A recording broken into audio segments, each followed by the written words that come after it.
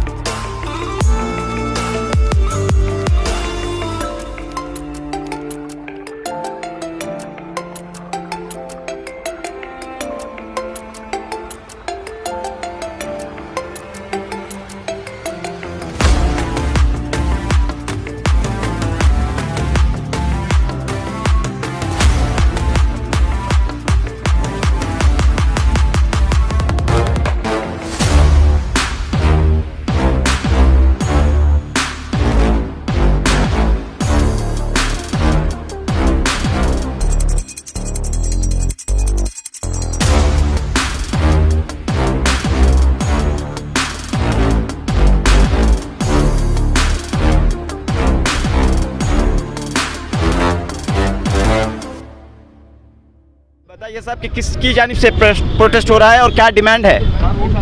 अस्सलाम वालेकुम। ये प्रोटेस्ट सेवियर्स ऑफ डेमोक्रेसी की तरफ से आवाज़ दी गई है, लेकिन मुझे खुशी है कि इसमें कम से कम 100 इदारे शामिल हुए हैं और आज हम लोग इसका मुजाहरा कर रहे हैं कि हम सब एक हैं और अल्लाह का फजल है। और हमको पूरी उम्मीद है कि ये तरमीमी एक्ट जो बनी है उसको वापस लिया जाएगा, और अगर वापस नहीं लिया गया तो फिर इससे ज़्यादा मुजाहरे होंगे। ये तो खैर अभी तो शुरुआत है और हमें पूरी उम्मीद है, हमें आइन के ऊपर पूरा यकीन है और अम्बेडकर साहब ने जो हमारे को एश्योरेंस दिया है जिसकी वजह से हम इंडिया में रहे, अगर ऐसा नहीं होता तो हमारे बाप दादा कहीं पाकिस्तान को पहले ही चले गए होते। ये मुल्क हमारा है, ये सरजमीन हमारी है और हम इसके लिए जान भी कुर्बान कर सकते हैं और इसी में दफन होंगे। ये हमारा ये है और ये हमारे आने वाले नस्लों को ता क़यामत तक क्या भी कोई तकलीफ़ ना होना, ये वजह से हम लोग आज इस all India Muslim personal law board की तरफ से पूरे हिंदुस्तान में कॉल दिया गया था ह्यूमन चेन बनाने का। अफसोस की बात है बेंगलोर में सरकार ने हाई कोर्ट में जो कानून पास किया, जो कोविड के टाइम का कानून था, जो बीबीएमपी कहती है कि उनके दायरे के अंदर हम प्रोटेस्ट नहीं कर सकते, ये गैर कानूनी है। Will challenge this in the high court, number 1।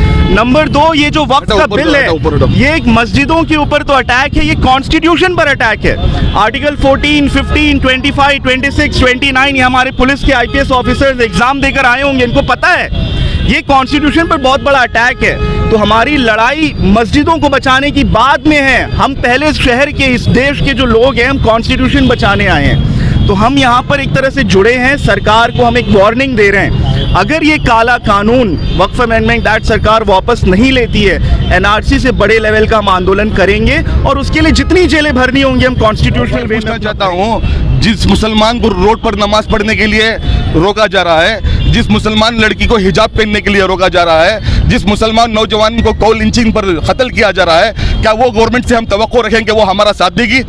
बिल्कुल नहीं। ये हमारी आंखों पर पर्दा डाला जा रहा है। और मैं हमारे नौजवान कौम से और जितने भी हमारी मिल्लत के नौजवान इस वीडियो को देख रहे हैं, मैं उनसे कहना चाह रहा हूँ कि मेरे भाइयों, बराए मेहरबानी अपने घरों के बाहर से निकलो, अपने दुकानों के बाहर से निकलो। हमें पार्लियामेंट तक चलकर जाना है। अगर आप घर से बाहर ही निकलने के लिए तैयार नहीं है, अगर आप मस्जिद के बाहर भी रुकने के लिए तैयार नहीं है और दुकानों से बाहर निकलने के लिए तैयार नहीं है, तो हम अपनी आवाज़ को, अपनी सॉलिडेरिटी को, अपनी एकता को कहाँ दर्ज करेंगे?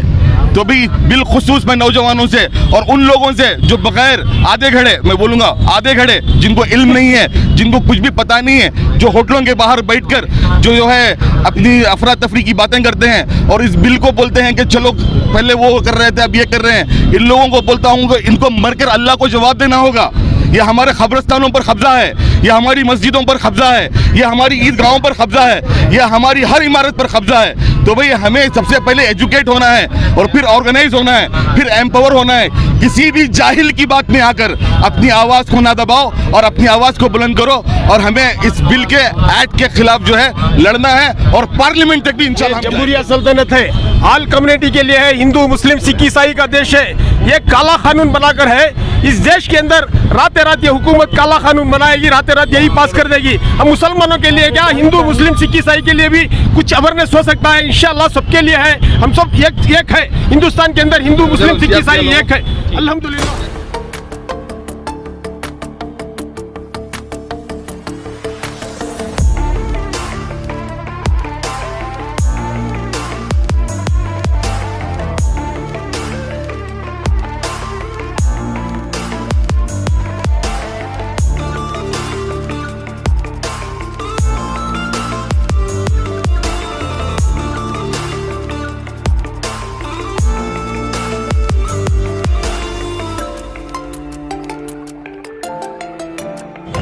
बेटा पकड़ो, बेटा सीधा पकड़ो।